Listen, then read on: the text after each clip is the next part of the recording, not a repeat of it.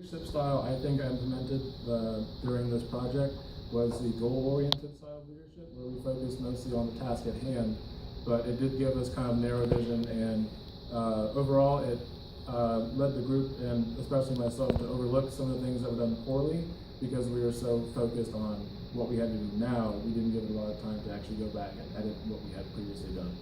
I think in this case,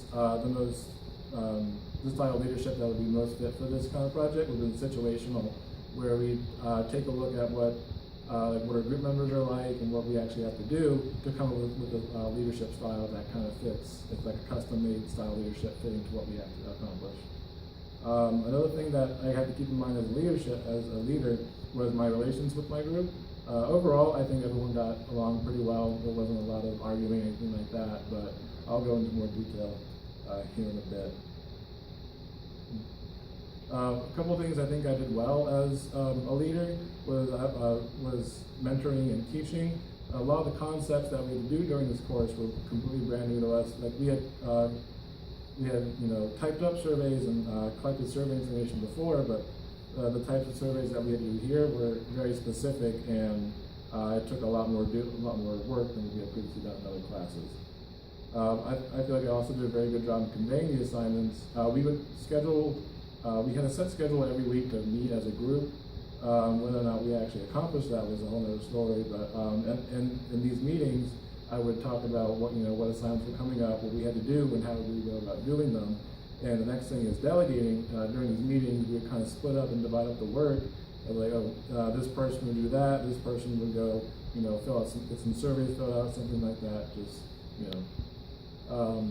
A couple things I think I did, poorly in as a leader was we, as a group, and especially as myself, there was a lot of lacking in communication.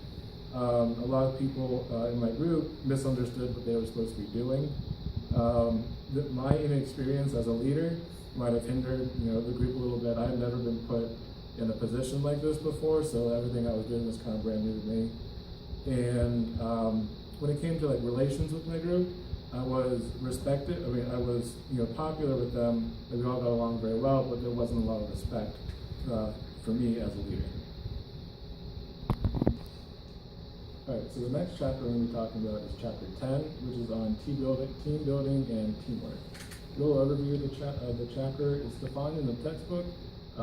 Teamwork is a fundamental element of total quality, meaning that if we want to have a good quality work and a good quality project, teamwork is essential to accomplishing this.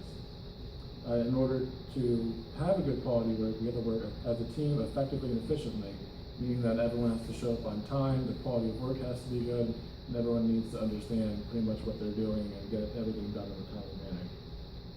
When it comes to identifying with our group members, we all have to get along very well. There can't be any sort of conflict, anything like that, because if there's conflict, it takes time away from